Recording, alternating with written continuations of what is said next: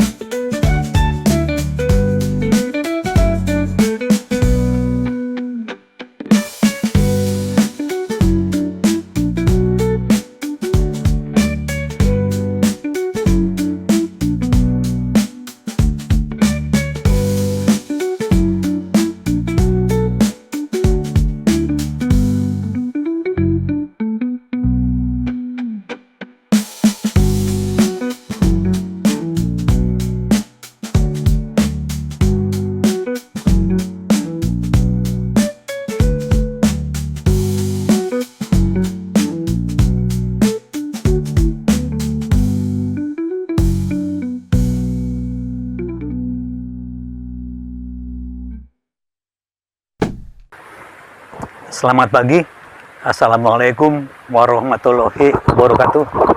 Apa kabar para sahabat Danis Baik semuanya?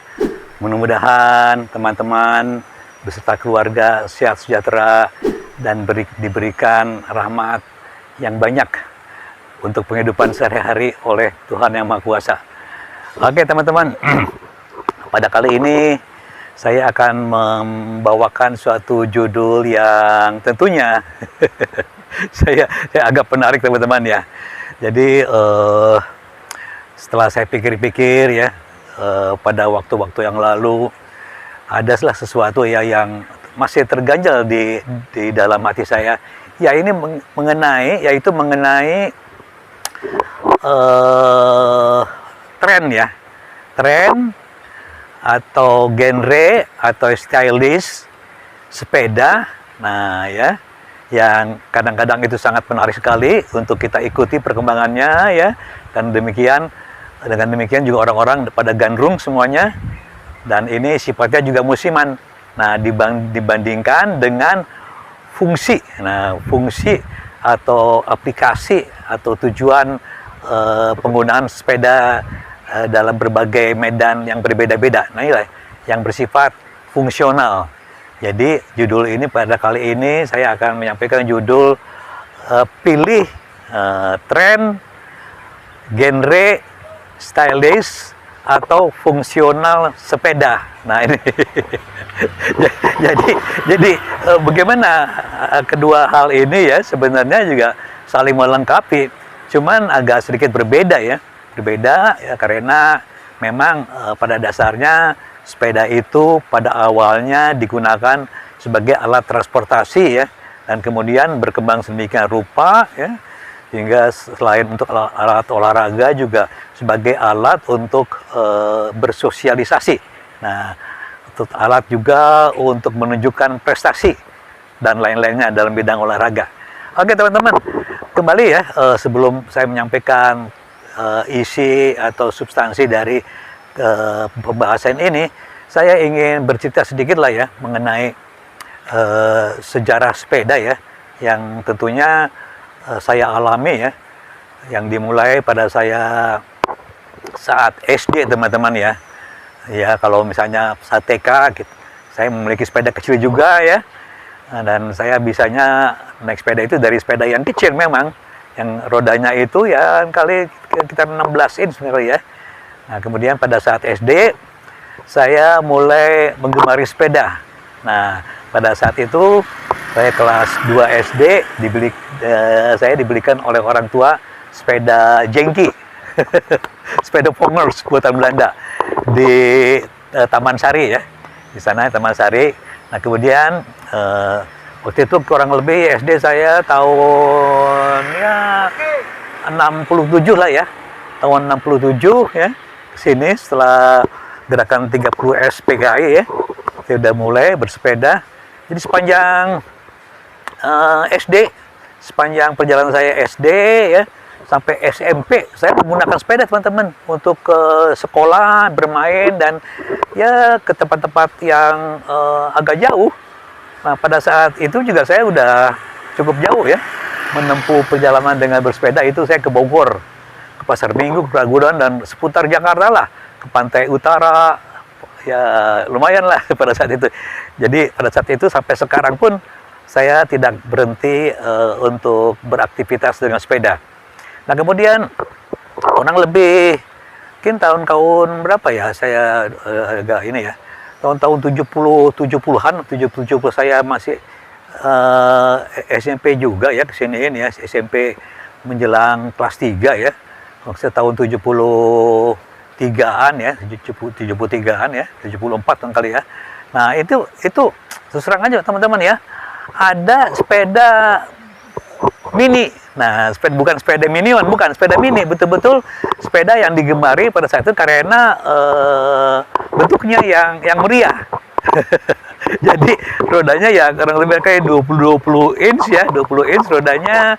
Kemudian stangnya agak meninggi ya, meninggi, dan bangku sadelnya ya itu memanjang dari depan sampai ke belakang gitu loh. Nah, ini saat itu digemari oleh anak-anak remaja, dan saya juga menggemarinya, tapi saya naik, tapi saya tidak memiliki itu.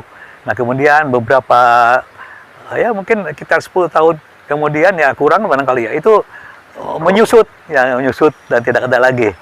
Nah, perkembangan selanjutnya itu ada booming sepeda federal. Jadi sepeda federal itu lahir kurang lebih tahun 85-86 lah ya, diproduksi oleh produsen motor Honda, PT Federal Motor ya. Memang pada saat itu Federal itu digunakan untuk dikonsumsikan untuk konsumen dari Jepang, memang diekspor. Sebagian lagi memang untuk konsumsi di Indonesia. Dan begitu besar pengaruhnya ya sepeda Federal ini, sehingga merubah teman-teman genre atau jenis sepeda dari tadinya sepeda jengki, sepeda ontel ya, dan agak sedikit berbeda. Jadi sepeda itu jadi agak bergenre atau berstyle ya, sepeda sport ya. Tadinya sepedanya batangnya melengkung, nah jadi akhirnya batangnya jadi melurus seperti ini, sepeda ini batang lurus. Nah kebanyakan sepeda federal ya pada saat itu, dan saya juga memilikinya, ukuran bannya 26. Jadi mulailah ada kegiatan yang bisa lebih eksplorasi ya, bersepeda itu ke jalan-jalan off-road. Nah itulah, dan sepeda federal itu memang kebanyakan produksinya itu untuk produksi sepeda MTB. Nah di samping memang sepeda MTB juga telah ada sebelumnya ya, jadi memperkayalah ya istilahnya ya, penyebaran sepeda MTB. Dan saya juga memilikinya, sepeda federal. Federal ya, yang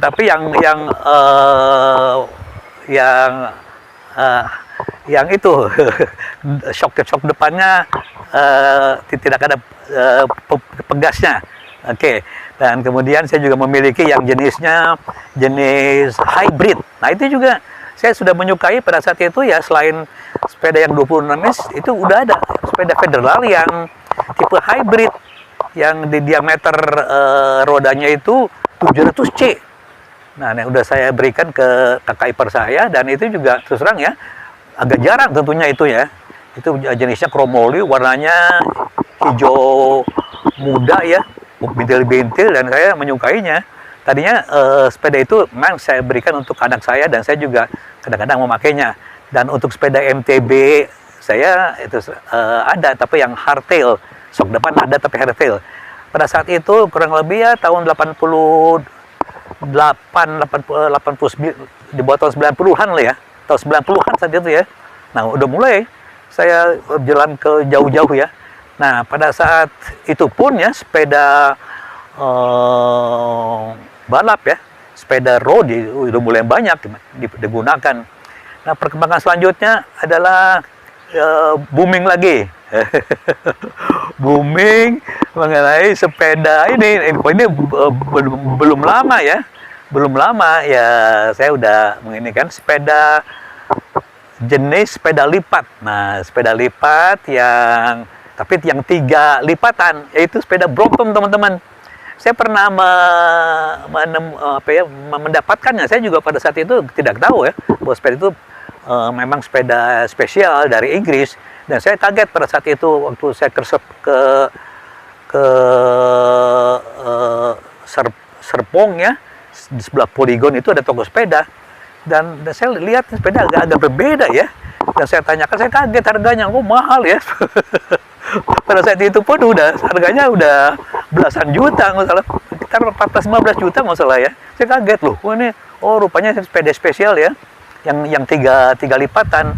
Nah, sepeda Brompton akhirnya ya tahun 2000-an lah itu ya, 2000 kesini ya, 2020 sebelum tahun 2020 ya, 2005-an lah ya, udah mulai sepeda Brompton ya. Sampai sekarang akhirnya mau wabah demikian rupa. Nah, seling-seling daripada perjalanan perkembangan genre sepeda. Nah, ini lagi pada saat Covid ya, tahun 2020 kemarin ya, itu juga waduh luar biasa perkembangan sepeda. Nah ada lagi orang yang ingin bernostalgia ya dengan sepeda ini. Sepeda mini gitu, bukan yang sepeda mini yang dulu, tapi sepeda mini yang istilahnya satu batang ya, batangnya itu hanya satu tube ya, melengkung ke depan, kemudian ada digabungkan dengan head tube-nya. Nah itulah. Nah sekarang akhirnya karena pada saat itu belum diproduksi banyak, jadi hanya orang-orang yang dulunya menggunakan sepeda itu ingin bernostalgia. Jadi akhirnya frame-frame yang lama itu di-update kembali ya, namanya sepeda Minion teman-teman. Di-update kembali, diperbesar ukuran as belakangnya, dan akhirnya disematkanlah gear ya, gear ya, dengan shifternya lengkap, dan stangnya juga ditinggikan, seat post juga ditinggikan, sehingga digunakannya bukan untuk anak kecil lagi, untuk orang dewasa. Dan ini juga cukup mewabah di mana-mana ya. Nah, akhirnya produsen juga memproduksi sepeda, istilahnya sepeda minion, betul-betul sampai sekarang juga ada sepeda minion yang diproduksi untuk style orang dewasa sedemikian rupa. Nah, di samping minion juga ada sepeda yang sama, frame-nya juga kayak tadi, tapi digunakan untuk nge-track teman-teman. Namanya mini track. Mini track. Jadi betul-betul untuk fix gear ya, untuk nge-track gitu loh. Pada jarak tertentu. Nah, ini salah satu dari perkembangan sepeda.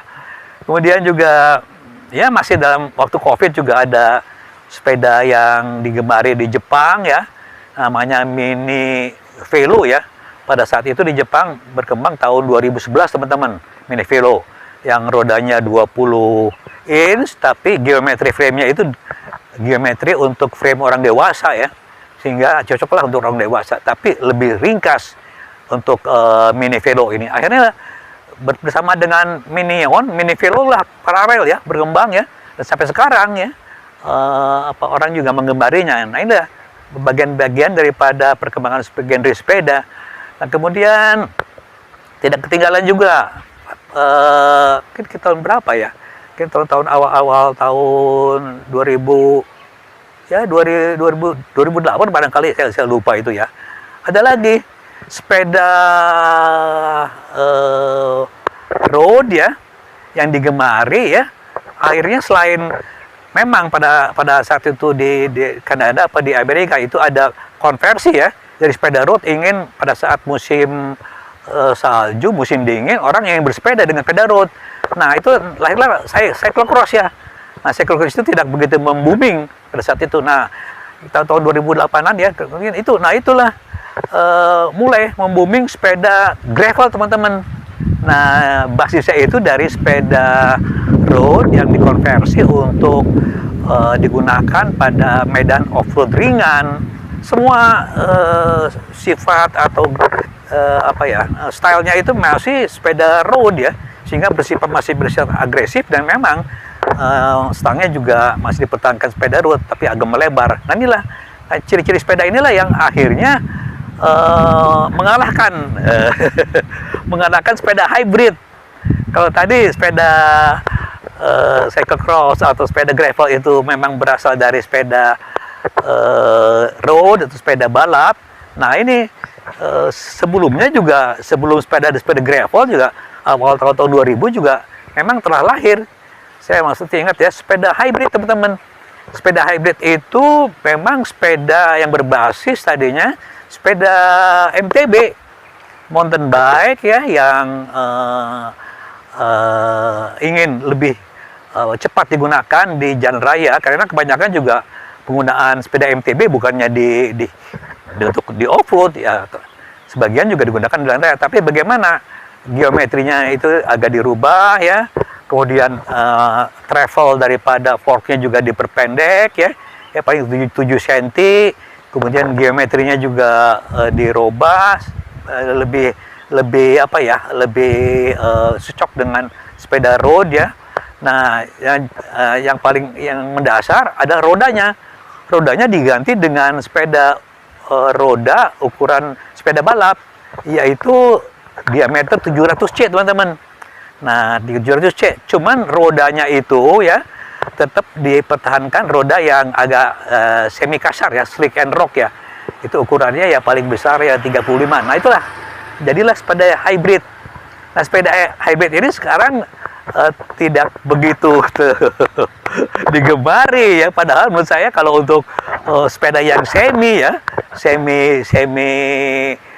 untuk jalan raya juga dan semi untuk off-road itu ya, daripada sepeda gravel menurut saya rasakan ya lebih nyaman sepeda hybrid, karena sepeda hybrid ini tetap mempertahankan adanya shock absorber gitu loh, sehingga kita tidak begitu dapat guncangan ya di depan ya, di stang.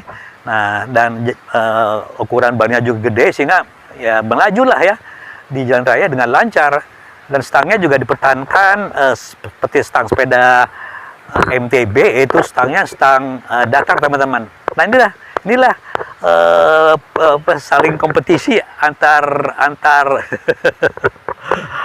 genre sepeda atau jenis sepeda dan juga stylishnya lah gitu lah. Nah inilah berkompetisi. Nah pada akhirnya sepeda hybrid tetap ada ya. Ya sepeda hybrid tetap ada digunakan juga sebagai sepeda komuter atau sepeda urban dan sepeda gravel lah yang akhirnya membooming sedemikian rupa. Nah sampai sekarang kelihatannya penggemar sepeda agak turun setelah COVID tahun 2005 ini ya. Dan hanya orang tertentu aja yang masih mengembari, yang rutin ya untuk bersepeda. Nah teman-teman, oke, itu tadi sekilas sejarah sepeda ya. Mungkin yang lain-lain juga ada sepeda cruiser, sepeda pantai, dan sepeda padang pasir yang namanya big bike apa yang rodanya besar tuh. Nah itulah antaranya ya. Kemudian juga ada satu lagi yang tinggalan, sepeda BMX. Nah sepeda BMX ini ya tahun 80-an juga sebenarnya udah ada teman-teman ya di Amerika demikian upaya untuk sepeda freestyle ya. Nah itulah yang digemari oleh anak-anak di samping sepeda cruiser yang stangnya panjang. Nah itulah perkembangannya sepeda teman-teman ya.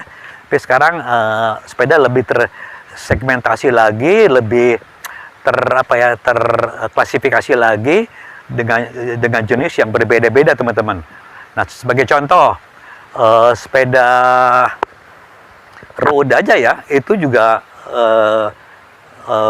berjenjang ya atau berklasifikasi dari mulai sepeda yang untuk speed ya, yang race ya, atau sebangsa jenis aero ya yang sangat ringan sekali bahkan bisa mendekati 7 kg itu ya.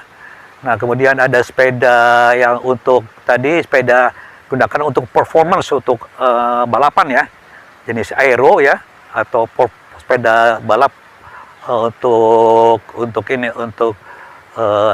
performance ya, betul-betul prestasi.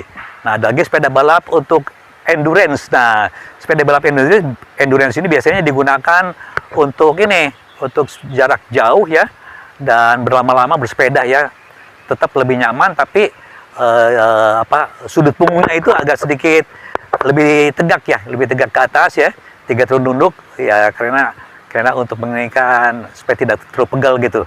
Nah di antara sepeda road bike yang aero atau yang tadi yang endurance, nah ada namanya all rounder. Di antara itulah, nah itulah tiga klasifikasi. Nah untuk sepeda mountain bike, nah ini lagi yang berjejer.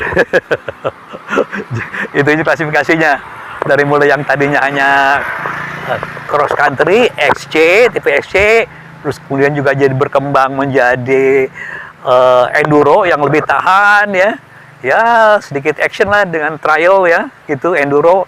Dan lagi ya sepeda yang paling istimewa yaitu sepeda gravity untuk downhill. Nah itulah. Nah ini sepeda-sepedanya ya. Umumnya sepeda cross country ini sepeda yang bisa untuk sedikit berat tapi bukan untuk gravity atau downhill. Itu karena travelnya itu untuk downhill itu jauh lebih panjang dan sudut forknya juga lebih besar ya, sehingga itu lebih stabil dan jarak antar wheelbase-nya itu, jarak antar rodanya juga lebih besar. Itu teman-teman ya, demikian perkembangannya. Nah kelas-kelas sepeda demikian berkembang teman-teman ya, sehingga ya berbagai-bagai ya.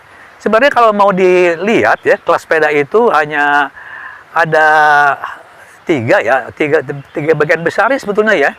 Sepeda untuk balap ya, sepeda untuk disebutnya road bike. Ada untuk sepeda komuter atau urban ya, sepeda urban.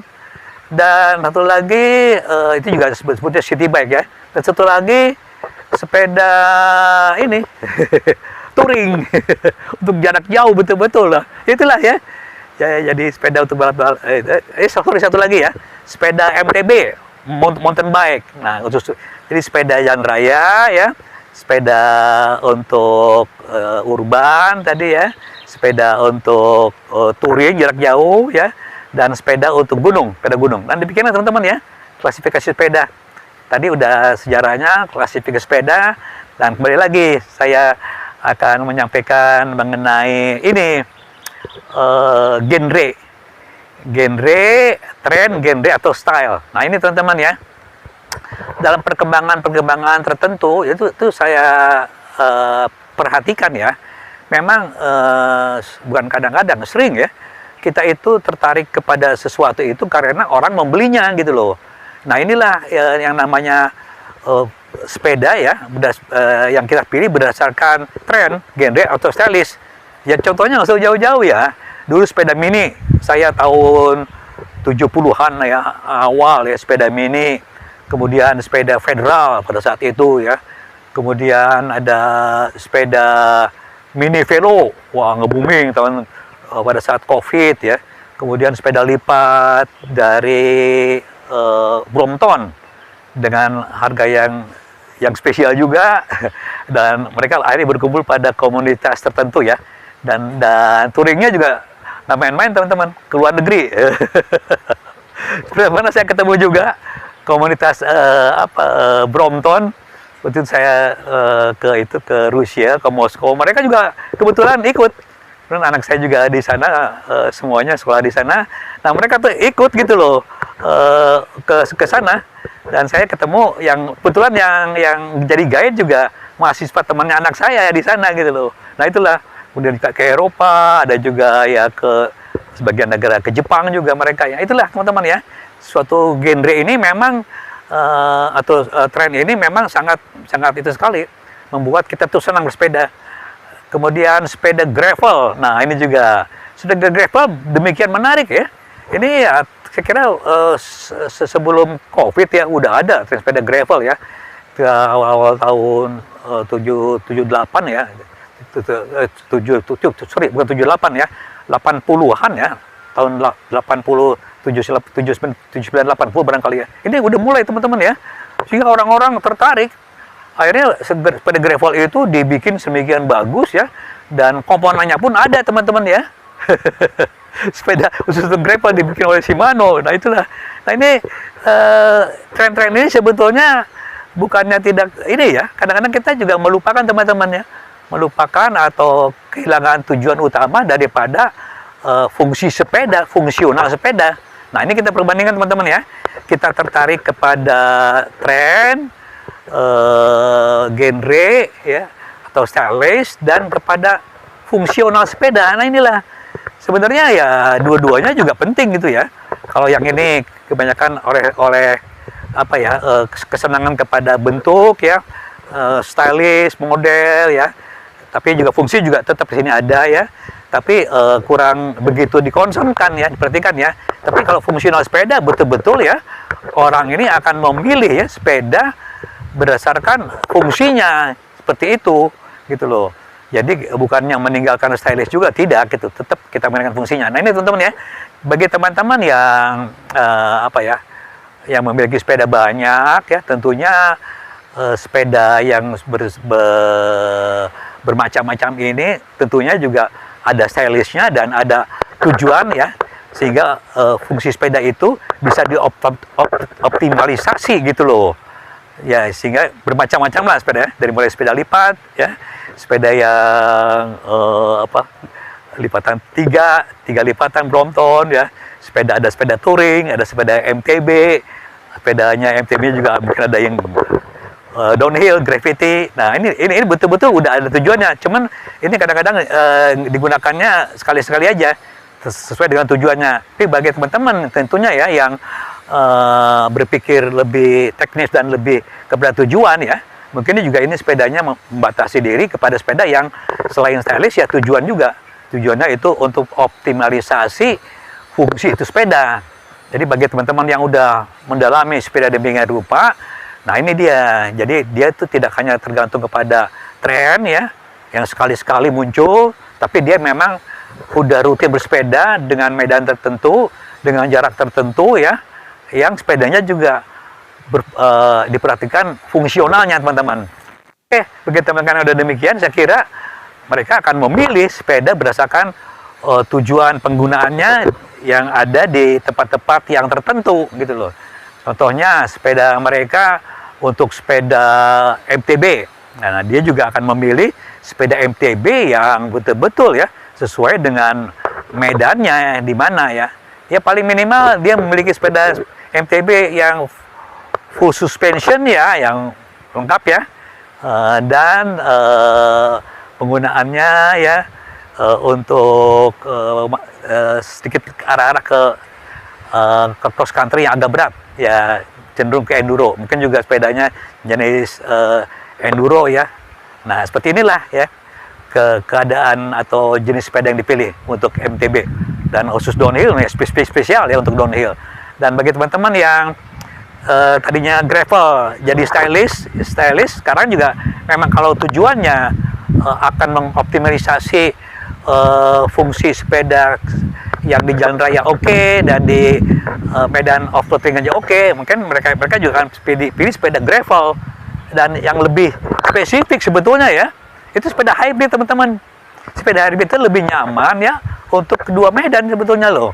Dan sepeda gravel sekarang pun untuk merek-merek tertentu sudah dilengkapi dengan shock ya, dengan fork ya, yang shock absorber ya, itu yang travel, yang ada travelnya itu tidak begitu panjang, itu sama dengan sepeda hybrid akhirnya menggunakan shock absorber. Nah demikian rupa dengan suspension ya. Nah jadi itulah ya keadaannya. Dan bagi teman-teman yang menyukai perjalanan jarak jauh, nah ini tentunya dia akan memilih ya, atau merakit sepeda touring teman-teman. Sepeda touring ini ya memang agak berbeda ya. Dia geometri frame-nya, material frame-nya ya, dan eyelet-nya yang banyak, dan cenderung ya itu sebagai sepeda yang digunakan untuk bisa menahan beban berat bawaan itu ya. Dan rata-rata ya dia fork-nya fork rigid teman-teman ya. Ada jenis touring yang flat bar ya, ada juga yang drop bar, tergantung kesukaan masing-masing lah itu ya, dengan kenyamanan yang diinginkan tentunya. Inilah ada. Jadi mereka itu yang menginginkan sepeda yang ke arah fungsional, tentunya bukan kepada semata-mata stylish ya, kepada optimalisasi fungsi sepeda agar kita bisa pertama ya keselamatan teman-teman, keselamatan, yang kedua kenyamanan, dan tentunya dengan kenyamanan itu kita bisa mendapatkan jarak tempuh yang jauh. Nah, andai kata kita hanya menginginkan sepeda di sekitar ya jarak-jarak yang dekat 50 kilo ya, untuk itu ya sepeda apapun juga bisa teman-teman kita gunakan. Nah, biasanya ini dikasih judul sepedanya itu sepeda komuter atau sepeda urban. Ini bermacam-macam ya. Sepeda urban juga bisa digunakan, sepeda mini velo juga bisa, bahkan sepeda Shelly bisa, city bike juga bisa ya, untuk jarak-jarak ya keliling kota lah ya, itu juga bisa gitu, dengan jarak kurang lebih 50 km. Nah itu teman-teman ya, jadi tergantung ya penggunaannya di mana. Jadi kalau untuk kita menempuh perjalanan namanya belusukan atau menempuh medan-medan yang sulit ya di pegunungan ya, dan di tempat-tempat hutan ya, jangan main-main teman-teman. Memang kita harus menggunakan sepeda mountain bike ya, MTB ya, dengan ban yang kasar, dengan suspensi yang cukup membandai ya. Dan andai kata kita tidak menggunakan itu, kita bahaya teman-teman. Nah inilah yang teman-teman yang udah cukup cerdas memikirkan mengenai fungsionalnya. Dan fungsional yang lain yang umumnya yang diperhatikan yaitu sepeda tour, sepeda perjalanan jarak jauh antar kota, antar provinsi. Nah ini juga umumnya mereka spesial ya, sehingga betul-betul ya kita sepedanya tahan banting ya, dan rodanya pun spesial ya, agak tebal ya, dan nyaman untuk gunakan, anti puncture ya, dan kita bisa mainkan barang-barang yang lengkap untuk suatu beban yang lebih banyak di sepeda itu sendiri. Oke teman-teman, jadi kita sebagai pesepeda atau pebisepeda yang cerdas ini ya, sebenarnya harus bisa memadukan ya, tidak hanya ikut-ikutan aja atau tertarik oleh tren, juga kepada fungsional sepeda itu sendiri. Penggabungan antara tren atau stylish atau kecantikan sepeda dengan fungsional yang memperhatikan segi teknis ya, dengan berbagai macam komponen pilihannya yang tepat itu kita padukan demikian rupa, ini akan menghasilkan suatu kepuasan dalam bersepeda. Oke teman-teman, saya kira pesepeda yang cerdas itu ya, pesepeda yang bisa menentukan sepeda ya, dengan memadukan tren, stylish atau genre dengan fungsi atau penggunaan yang tepat sepeda berdasarkan medannya. Dipadukan jadi satu sehingga kita dapat merasakan bagaimana kita mengendarai sepeda itu dengan optimal dan kita merasa senang dan puas bersepeda. Oke teman-teman, saya kira gitu aja uraiannya, cukup panjang dari Danis Bike. Mudah-mudahan teman menyukainya. Saya ucapkan Assalamualaikum warahmatullahi wabarakatuh.